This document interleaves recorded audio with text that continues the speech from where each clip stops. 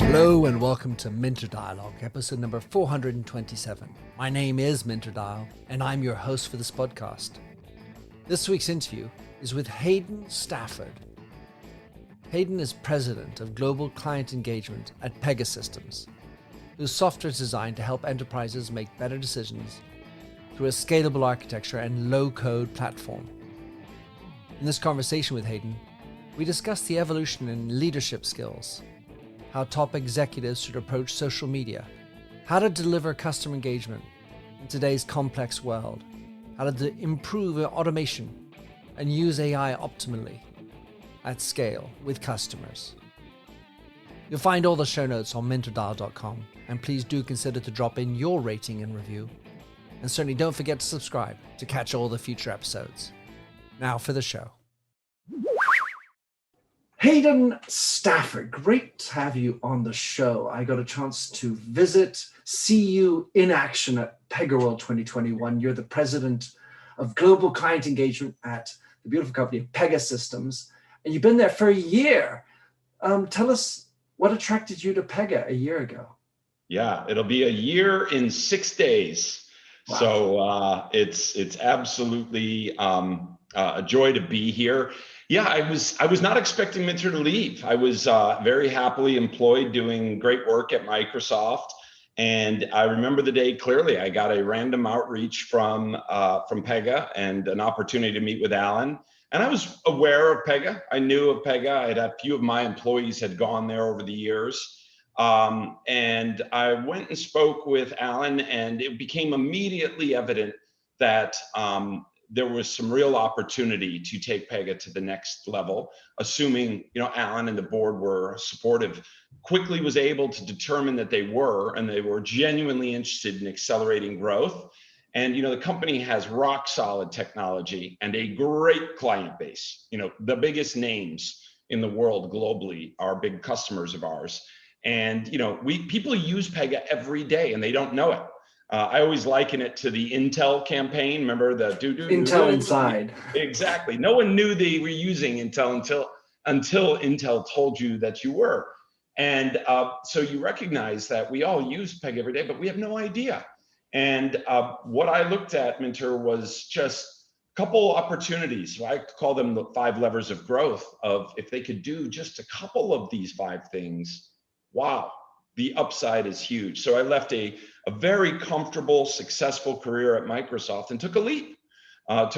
Betting on Alan, betting on myself, and betting on the technology that we could indeed take far fewer years to make our next billion than it took us to get the first billion. Beautiful. Well, you left my good friend Ted Gold up in Seattle. Wow. He and I have been friends for, 40 years. Well, my best to Ted. I'm hoping he's listening to this. Yeah. I haven't talked to Ted in quite some time, but a fantastic contributor to that business, the Dynamics business. Yeah, he's a tremendous individual. But talking about tremendous things, you also write on your Twitter profile that you're a connoisseur of a rather brown or tan beer. I would love to know how you got into that, and where do you think is the best pint of Guinness in the world? Oh, yes, I am indeed. I tell people that if Guinness is available, I will choose Guinness 10 times out of 10 over any other libation. I absolutely love it. It's thirst quenching. It's enjoyable. It's healthy. It's healthy. Good for you. It's lower in calories and lower than alcohol than your average beer. Who would think of that? But indeed, I'm a big connoisseur of Guinness. So I've traveled all over the world. I've been to north of 70 countries, just in my own traveling experience as well as professionally. And I think I've tried a Guinness in almost every one of those locations. I lived in New Zealand for 2.5 years. Went to the Irish pubs. And I will tell you, first of all, there's nothing like a draft Guinness. You have to have it on draft. And the Irish people that are listening are going to love me for saying this, but there's just something about having a Guinness in Ireland. And the UK is a close second. It tastes different. Maybe it's nostalgia, but it's certainly in Ireland. It's No probably question. not traveled as far, and Correct. it's got that Irish water in it. So listen, I just wanted to have that because I'm also an enormous Guinness fan. Um, so you experienced Pega World 2021. I assume you knew about last year's, but this one you were in heavy action. You were obviously involved, and you being in charge of client engagement and then putting on a show like this. I was just wondering what was it like to put into practice engagement at that scale online in a pandemic?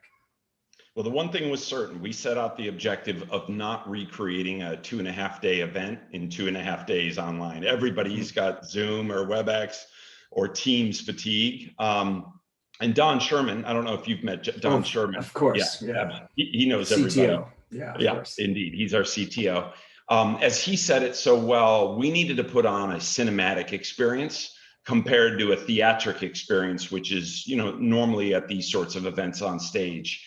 So, it was compressing things down to meet the adult human attention span of short snippets and make it really engaging. Add some nice vignettes, some break points, and have a fabric that is easily interwoven within your narrative. And I thought we did a really good job of compressing that 2.5 days down into 2.5 hours. And instead of fluff and a lot of filler, it was right to the point, specific. I think Alan's was the longest keynote at about 13 minutes. Mine was probably the shortest at about 6. And I feel like we got across the points that we wanted to get. Of course, you're not going to get everything. I wanted to talk about specific examples with a number of partners. I could really not talk about many just because I didn't have the time. But the big thing for me in this one, because it was virtual, Mintner, is you could take advantage of bringing more clients, more of our end users into this than you could if you do it, at a live event. And I think you'll have seen throughout the entire production, our clients showed up in so many different ways, and our partners showed up from Alan's keynote right through to the customer testimonials. The two things that are most important to me, our clients and our partners, were really well woven into the narrative and the fabric of Pega World. I enjoyed it. And by the way, I think you probably knew this. It was very little of it was live. It was all pre-production shot, earlier in March and April. That really gave us a lot of time to really hit the key points and make it as polished as possible. So that was really a neat twist, is having that ability to take and retake. Interesting fun fact for you. My 6 minutes, call it 9 when you kind of look at the vignettes that I had between each customer one, those 9 minutes probably was about 5 hours of shooting time. So, we went for as much perfection as possible. Well, I think it's George Bernard Shaw. I think a fellow Irishman probably might have enjoyed his Guinness, but he said, had I had more time, I would have written a shorter letter. It does take time to carve this out. And I really enjoy that insight of making it cinematic as opposed to theatrical. Yes. And obviously you still wove in live elements so that we felt that as a viewer, we were, had the opportunity to engage, ask questions, and the live questions were answered when appropriately. But for the rest, it was all about being effective in transmitting a message that you wanted to get across with no fluff. It was, and I agree with you. It was great to have the interwoven live and pre-canned. It brought a lot of empathy and humility to the event as much as just insight. So I think the production team did an amazing job. The amount of work is just so I cannot state enough how much time goes into 2.5 hours of a production like that.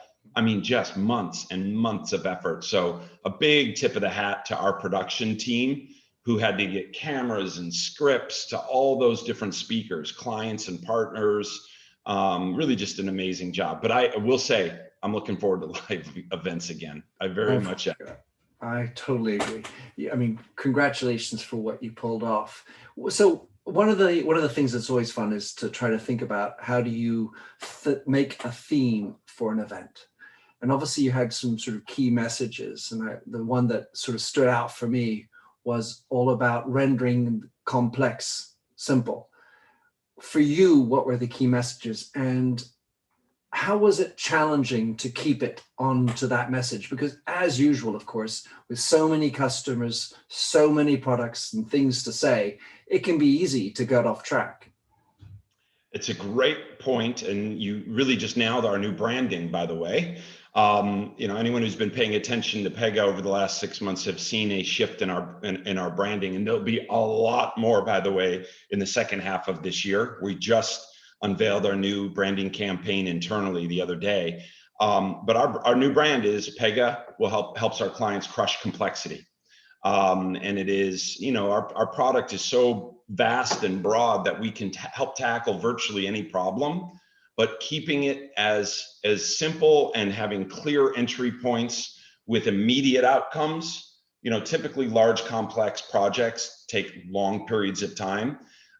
With our new Pega Express methodology and our new App Studio, which is our core methodology for delivery of our product, very focused on that MLP, the minimum lovable product, getting something out the door as quickly as possible to put points up on the board for the client, to be able to demonstrate that they are able to achieve results with Pega quickly and efficiently.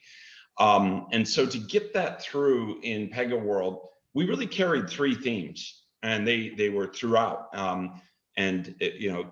First Alan, then me, then Karim, it really amplified it. Who we are, Alan, what we do, that was me together with our clients, and how we do it, our product. And throughout the entire Pega World presentation event, you got vignettes, takes, examples of who we are, what we do, and how we do it. Culminating in the end with what I thought, back to Don Sherman, was a great live presentation, a little bit canned, but mostly live, of, where are we going? What does the future look like? And we really held that theme of who we are, what we do, and how we do it, but in the context of future technology trends. So I think we did a good job stitching that narrative throughout, and again, keeping it short. Nothing was, outside of Alan's keynote, which was still quite short, nothing was more than 5-6 minutes long. And I wonder about the selection of the band at the end. How much they were great. I can't remember their name. Just I'm trying to remember. Walk the Moon, I think. Walk the Moon, or Walk the Earth. What? How did you come across them? I think that they're based in Boston. They are. Tom Libretto, our chief marketing officer, has seen them a number of times and likes them. They mostly do cover stuff, but they do have their own, and just the energy. I don't know if you noticed throughout the event, we had a lot of featuring diverse and inclusive points of view and perspective, a lot more than our past, and really had an emphasis on what we're emphasizing internally, which is diversity at all levels. And I thought it was just great having that band, which featured a remarkable woman with great, she just belted out the music and the melody, but the innovation that they had with using just wild instruments to make beautiful sounds. I thought it was really a good exclamation point on the theme of crush complexity. Take complex music and break it down to simple things like forks and pipes and all sorts of random musical instruments. In the back, I was just checking, the name is the Walk Off the Earth. So that was a lot of fun. I really enjoyed it, and so I wanted to ask about your life overseas as well. You've lived in New Zealand, Australia, and in Singapore. That's and correct. And one of the things that's really, because obviously with a podcast, the audience is inevitably worldwide, and so having worked so much of your life in the United States, I would love to know, what are the experiences, what did you learn about working overseas? And what did that bring to you as the individual you are now, running the business you're doing now in the States?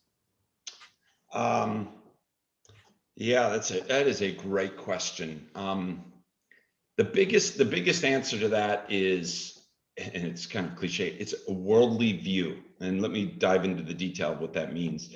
So yes, I've lived overseas twice. but born and raised in the U.S. Midwest. I travel extensively, between 300,000 and 500,000 miles every year. So, learning the local culture, yes, that's important, the nuances of each country. But I think the most important thing, Mintner, is a perception of America. So often, like I hear it even at Pega, the people in the field are our own people, and our customers always refer to that corporate mentality, that Boston mentality. You don't really understand what that means until you've lived overseas and you can see how Amerocentric Americans are, and whether they intend to or not. The branding of America and Americanize, everything they say and do. And so when you live overseas and you walk the walk and talk the talk with these international folks, and granted, Singapore is a very westernized city, and Australia and New Zealand are very similar to the UK and the United States and Canada, et cetera. You learn the perspective of what it means to be international when you can look at how America is behaving.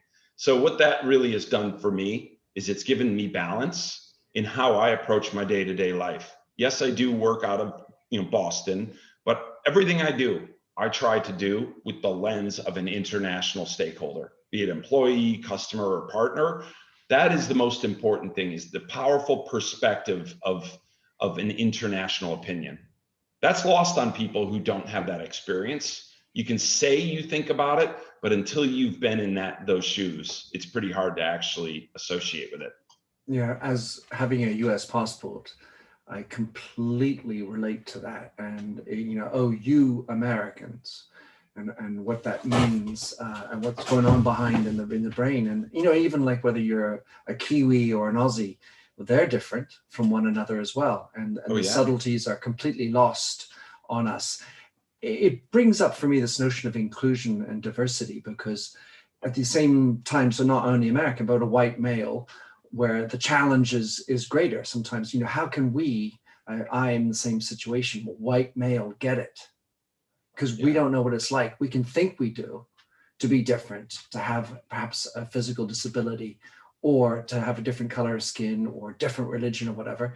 So I was wondering, how do you lean into that in your work, and maybe even thinking about the ethical framework that you can put in place in order for that to be implementable? It is such a unconscious bias that exists in everybody, especially privileged white males. It's acute, and it takes a very open mind, patience, and attention to the details of what you're saying, what you're doing, because it's just so ingrained in us, from the TV we watch to the culture we live in. I mean, I really applaud all of the movements that are starting to happen globally, whether it's around race, religion, sex, because it takes awareness. And I'll tell you, I was grateful that I was born into this awareness. And what I mean by that is, I am a brother to 5 sisters. I am a father to 3 daughters. I am an uncle to 9 nieces and 1 nephew. So my whole life has been infused with the perception from a woman's point of view. It really turned on my awareness very early on. The interesting thing, though, when you look back when I was younger, people didn't talk about it. It was not made aware of those nuances and the bias that existed out there.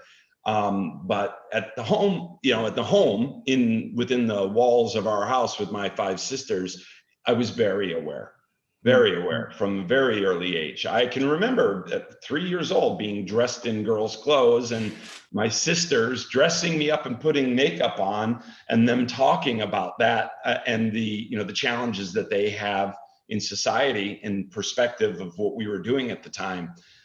So I've been raised with that, but even still today, Mintner, I think about everything I do with that perspective. Now, let me give you an example. I do a bi-weekly letter to the company. I believe in full transparency, communication. I like the team to know what I'm thinking. So I do a letter to my entire team every 2 weeks. I call it Take 5 with Hayden. And it can range from the hardest of hard messages to the most uplifting and personal of messages. So it's just whatever I feel like talking about. So the team knows what's on my mind. In those, I always try to tie the theme of the story to a quote. And the quote could be an anonymous, nobody quote to, a very big name. And I always try to tie a picture to that quote, which ties to the theme of the article. And what I go through in thinking about, in choosing those pictures and in choosing those quotes, because what I think that picture or that quote might means something very different to others. And I'll give you an example. There was one I did here about 5 months ago, and I welcome this feedback. I had this picture, it was probably circa 1950, 55, of a Volkswagen Bug, like torn apart, all the pieces hanging from strings in the shape of the car. And it was about the sum of the parts is better than, you know what I mean there. And someone came back to me with a very pointed point of view about my selection of a Nazi image of a German vehicle that was from roughly that time. And was I really thinking when I chose that picture? So it's that sort of stuff I try to research and think about, but I also just try to put myself in other people's shoes and how something might be perceived, because you never really know what's going on with another person. You don't know where they're coming from, how they're affected. And I do that. And I do it so hard. And I do it every 2 weeks in the case of that newsletter, but I do it in everything I do. And when I do make a mistake, I apologize, and I'll apologize up front versus just brushing it off. So interesting comment. From my experience at university, my major was trilingual literature, but my minor was women's studies. And this is in the 1980s. So I was the singular male in the group. And wow. So like you, I was put in a situation where I had to learn the language, if you will, and learn the consequences of certain behaviors, certain words, and typical, I would say, of women in general is that they have even a bigger regard than just women. So we ended up studying women's studies. This is at Yale in 1980s, is we studied minorities in general, because that's how that sort of class and that caliber rolled. Whereas, so it was a major eye-opening for me. So something when you similar. say minorities, that's everything from race and religion to gender, correct? Yeah, of course. Yeah. So I brought that with me throughout my life. So you've been in lots of really interesting companies, Hayden. You've worked at Salesforce, Microsoft, and now at Pega, amongst others. You've been in leadership positions. I'd love for you, because I like to roll into leadership. How has leadership, in your opinion, evolved over the course of your career? Wow, that's a great question. Wow, that's a really good question. There are certain principles that I think have been there since the dawn of leadership, cavemen and women. And that is clarity, empowerment, and accountability. Clarity from the days of the cave people of, I need to put food on the table, and I'm going to do this part in that effort, and you're going to do this part. And empowerment being, okay, I'm going to do whatever it takes. If I've got rocks, I'm going to make a spear or something. If I don't, I'm going to make shift and do something else.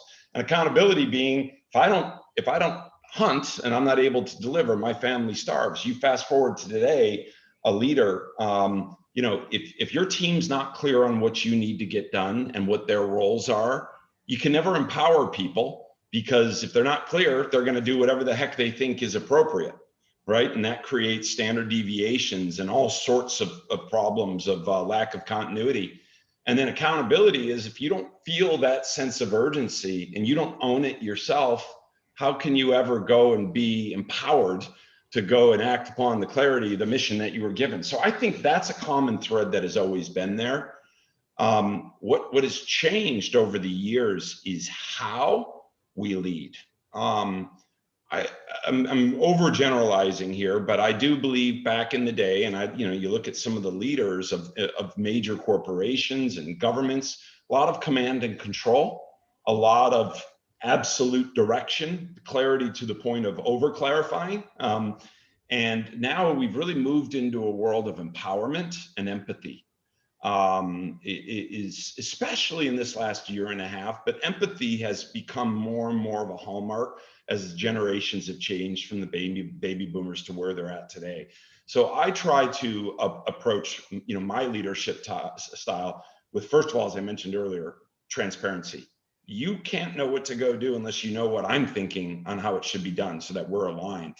But doing it with empathy in how you sell, how you build strategy, how you even code and do development of product, having an empathetic point of view. And then there's all these side shoots, Mintner, of how you go about leading. Do you go about leading through inspiration or through intimidation? There's all sorts of different variants. I'm a big believer in inspiration. I think if you inspire your teams as opposed to intimidate them, you're going to have a longer lasting legacy long after you're gone. So yeah. Long answer to a very good question. More hope than fear. If I had to take the two, inspiration versus command and control, and of course it, ultimately, as you said, there's elements you always have to make decisions. So sometimes the buck stops here, and you have to take the ultimate responsibility for it. So with regard to accountability at some level, there's always you as a role. But it seems that obviously empathy is a big topic for me.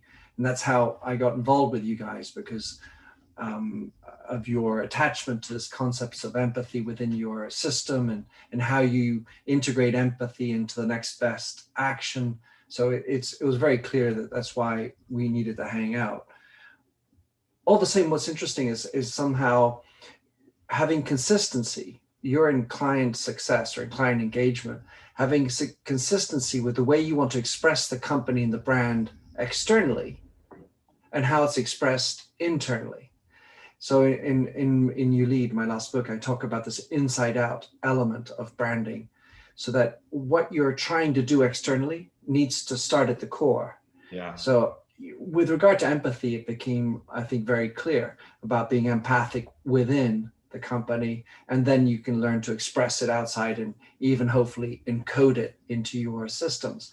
With regard to complexity, making complex things simple, I was wondering to what extent any of that transpires or is implemented within the company, or is it merely an external facing component? I think it's a very external facing component. We got to where we're at today largely almost 100% organically. Our growth hasn't come through numerous acquisitions where we bought a large customer base and a large revenue model. It has come internally through hard work. Our projects are hard, and we embrace it. It's at the core of our owner, founder, CEO. Right? I mean, Alan is about as disciplined mentally in terms of solving problems as they come. The problem is the rest of the world doesn't have that kind of intellect, doesn't have that kind of capability. And I think that's one of the reasons why we have struggled to grow at the rate of some of our competitors and other technology companies. Because I know we can. I absolutely know we can. We have the technology that does it. But our technology enables innovation and entrepreneurism. So what we've installed at one company that is the same product at another, but is totally, totally different, is something that we embrace. We embrace this autonomy. We embrace this entrepreneur spirit. And internally, we've allowed that. Mm-hmm. And I'm being a little self-deprecating from a company standpoint here. It's an issue. It's a problem for us in terms of our ability to have absolute clarity about what we're going to do, who we're going to do it with, and who we're going to do it to. We've allowed people to innovate and have multiple perspectives and therefore different execution models. Sure. So it makes me think of your newsletter. If you can't admit your challenges, then it's hard. I mean, of course, it's admitting it externally, but I think that renders you more real, and gets more engagement into the issue, because you're being transparent about it to the extent of it, even expressing it externally. Because there's always this like, oh, well, I can't tell that. It's my image. My image is going to be tainted, or these other elements. And I think, frankly, you're exhibiting what needs to happen, which is to say, of course, you're not perfect. I mean, who the heck is? Yeah, exactly. And embrace that imperfection as well. Yeah, I am a huge believer in what you're just talking about, almost to a fault. I mean, I've known this. I think about it often about, am I being a bit too open here? Am I exposing ourselves, being a little too vulnerable? And I think our clients, our partners, and our employees want vulnerability, especially in today's world with all the signals coming in from every different source, different perspectives, true or false, real or fake. People recognize that you need to be open and discuss things in order to solve them. Nobody has all the answers. Nobody. So might as well admit it and get it out there on the table. I mean, not bragging, but I think I've got a very loyal team, and have over the years, because I've admitted I'm not the smartest guy in the room by any margin. But I'm willing to have a conversation, have a very democratic discussion, so that we can get to an outcome that is the right one. It's incredibly important to me that also leadership comes from the front lines. I write a little bit of blogging. I haven't since I've been to Pega, just because I'm still onboarding a year later. But I wrote a bit about leadership and the inspirational leadership and the importance of leadership to be in the trenches, getting their fingers dirty. So many other large corporations, the senior execs kind of sit in the ivory tower and call the shots. And I talked about this in one of the things I blogged. If you look at the major decisive battles in history, and I'm by all means not a war historian, the ones that were won were because the leaders were at the front. They weren't in the back calling the shots from a hill far away. They were in the trenches with the team, able to respond in real time to the signals that were coming in from the enemy. And one of the greatest examples of this was the Duke of Wellington at the Battle of Waterloo, fighting Napoleon. Napoleon's officer corps sustained like 5% losses. The Duke of Wellington sustained like 80% losses. And by all means, I don't support leaders getting killed in battle, but that happened, and the Duke won because his officers were in the trenches with the teams, responding to what was happening in real time and providing those signals so they could change, and change quickly. And I believe that applies to business, so that you can move quickly. We're in the digital era, and if you don't respond quickly, you're toast. It also is quite inspiring for those that you're leading. You're not sort of, hands off, white gloves. You're actually in the dirt and doing the deeds together. I mean, I've done a lot on history, and I've studied that, and I've enjoyed thinking about, where there's the Annapolis Naval Academy. I did a film about, my grandfather was an Annapolis graduate, and they were often given the reputation of being a little bit hands off and sort of snotty, shoe and polish kind of spitshine type of officers, and not being involved. And I was very happy to hear a few of his people who worked for him, under him, talk about him being someone hands on. So, but that's not always easy when you have bullets flying around. But I think it's an important part of leadership. So I want to talk, you mentioned blogging. One of the things that's always interesting for someone of your position, where you obviously have an enormous deck, presumably your time is deeply measured. How do you view social media in general? What is your take on a role of social media, given that most of your clients, I presume, are businesses? You're in a B2B space. Is there an interesting place and use of social media for someone in your position? I think social media has changed a lot over the last 4 or 5 years. And frankly, I hope I don't get in trouble for saying this, I'm not a big fan of it anymore because of what's happened with social media. I've got three youngish daughters, as I mentioned, and I think it's having a profound impact on the youth of today, and the sensory overload of signals coming in, and FOMO, fear of missing out, and needing to be everything to everyone, everywhere, all the time. But I think it's got an amazing power, though, for awareness if used correctly, social responsibility of social media. The biggest problem I have with it, though, is governance. I can post something about what I think, but how do you really know if I posted that? I could have had someone else write it. I could have, taken it from someone else. And so therefore, the element of authenticity and sincerity is something that scares me about social media. I think when used as a platform for good, and that's all I use it for. On Twitter, I don't do anything personal. I don't render opinions about things. And in LinkedIn, I try to write about things that motivate people in my view of leadership.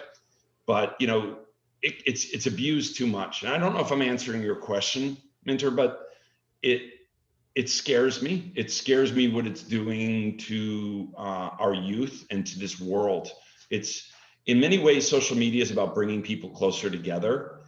To a large degree, I see it actually pulling people apart. So I try to keep it real basic, real simple on my core values, which obviously other people may not agree with. So I try to avoid opinion and more stay on fact. Did I answer your question? I don't know that I did. Yes, you did. It's all good. I'm listening to you and I'm thinking social media. So it's supposed to make us, be together, social, right? But yeah. You say it's ripping us apart. And then it makes me in a corollary thought, how connected we are. We're all connected, but yet we're disconnected. So paradoxes within our world. You very much enjoy CRM. You're a missionary with regard to pushing CRM and obviously linking that into engagement. I was wondering, we've talked about how social media has changed, but how has engagement changed? And what is making engagement work these days?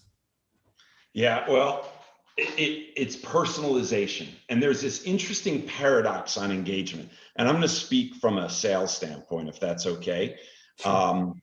So if you go back, people will generally say sales has not transformed over the last 100 years. And I would argue it has undergone some of the biggest transformation possible, because, engagement is all about personalization. If you go back to and I'm generalizing, but the 40s, 50s, 60s, it was all about, deep relationship, country clubs and dinners and get to know your family, have a very deep perspective.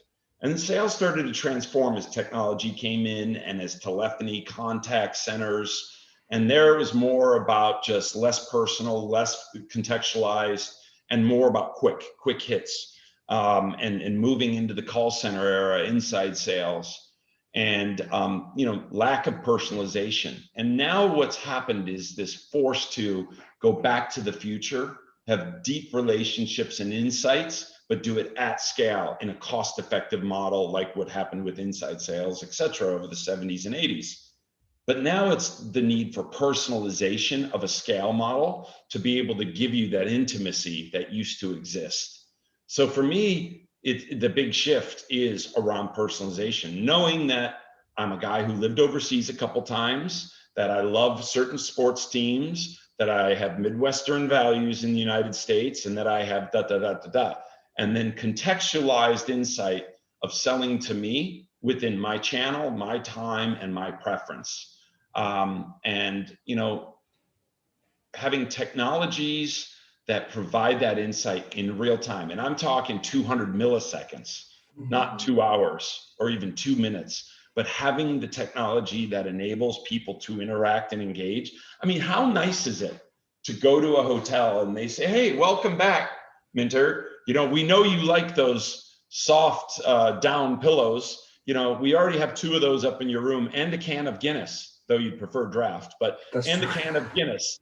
You just feel all of a sudden you're connected. And that's what, whether it's business to business or business to consumer, that personalization at scale is where we need to, where we need to be as companies serving B2B and B2C clients. Well, it reminds me of a story when I went to South Africa. I went to a game reserve, and it was called Pinda Forest, Phinda. I say Pinda because that's in Zulu, means to return. And when we arrived, my wife and I, we arrived, and they had a fridge, and it was all you can eat. It was take what you want. And we went out and did a trip. We took a drink, and then we went out and did a safari. We came back, and our fridge had been restocked, but it hadn't just been replenished as it was. What they noticed was that I had taken a gin and tonic, and so they put 2 gins and 2 tonics in the fridge. Yeah, instead of 1. Yeah, there wasn't canned Guinness, but you know what I mean? Yeah. So that's why that story really resonated with me. So personalization. So where that leads me in my thinking is automation. And Hayden, I don't know about you, but the vast majority of the automated experiences I have, presumably not using Pega, are not good. I feel like within milliseconds, I'm getting either spammed or sent the wrong journey. And I don't blame them necessarily, because you at scale have to deal with so many customers, and you can't do it any other way. Yet the thing that strikes me is that there's this sort of incoherence between personalization and needing to be having enough trust to give the organization enough data to personalize to my needs. Yeah. And so that triangle, or at least that relationship between trust and personalization, seems to be off kilter. What do you think? It is most definitely off kilter, and I think the automation is not being fueled or driven by intelligent automation. What it has done, what has happened, we largely experience with the spam that's hitting us. They may know that you're a white male and that you live in Paris, and truckloads and bucket loads of unfiltered, irrelevant stuff has hit you. I think as you start to get into responsible AI and intelligent AI, you start getting principles of empathy, as we talked about. You start getting principles of fairness, a sense of transparency, and self-learning as well. The intelligent aspect of learning what is fairness, what is empathy, and what does transparency mean to you.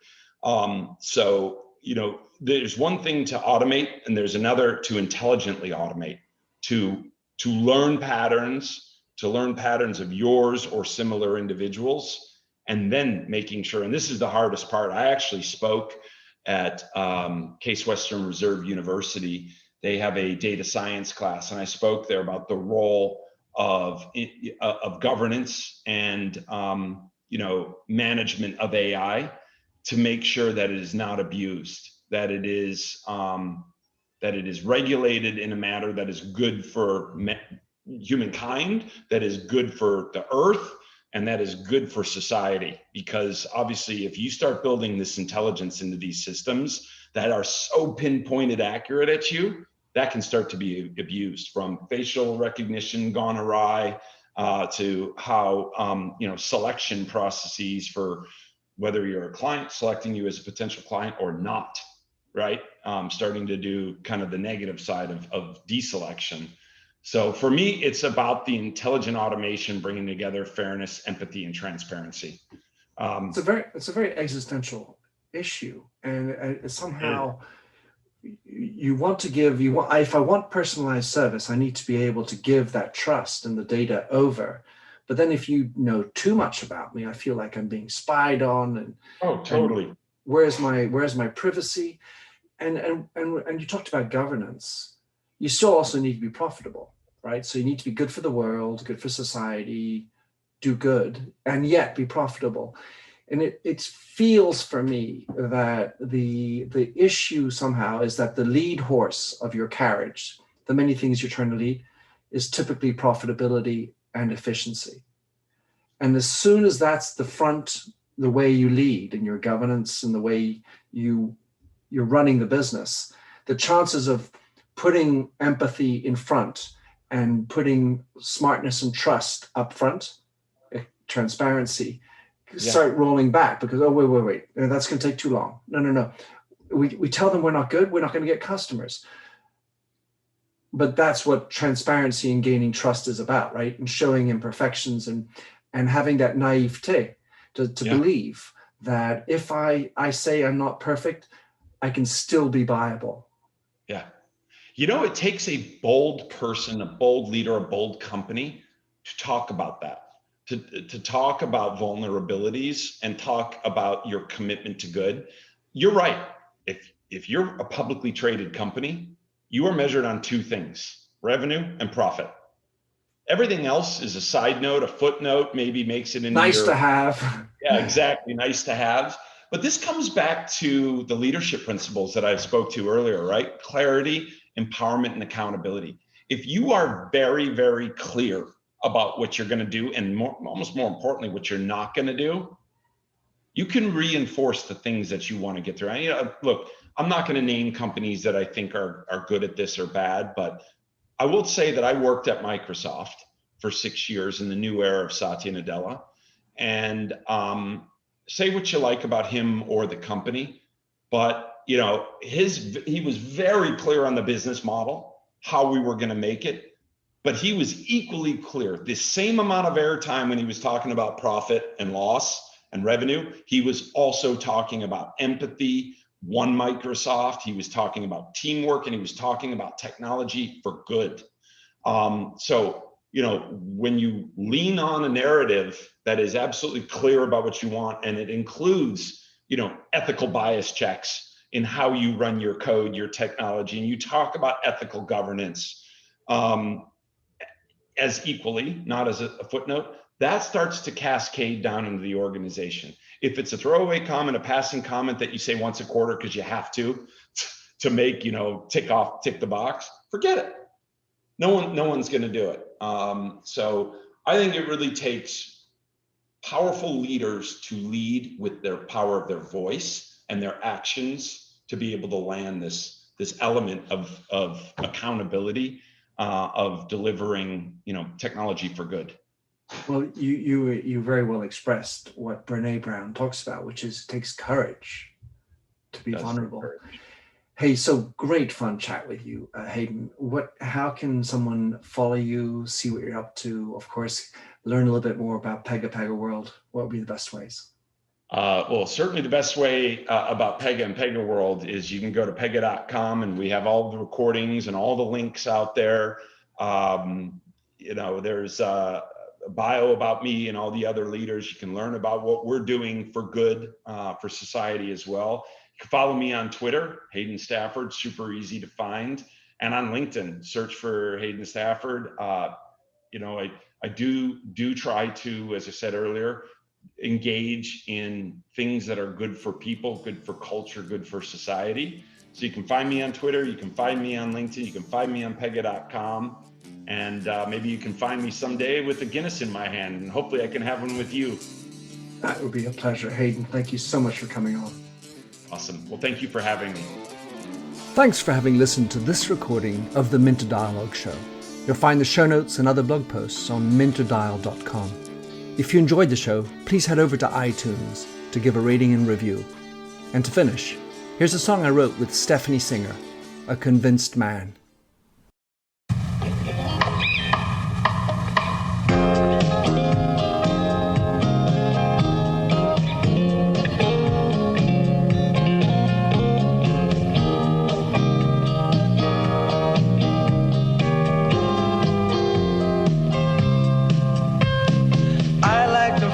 A stranger tucked around me, precipitating the danger. To feel free, trust is the reason. Still, I won't toe the line. I sit here passively, hope for your respect, anticipating the thrill of your intellect. Maybe I tell myself there's no use in me lying. I'm a convinced man building an urge. I'm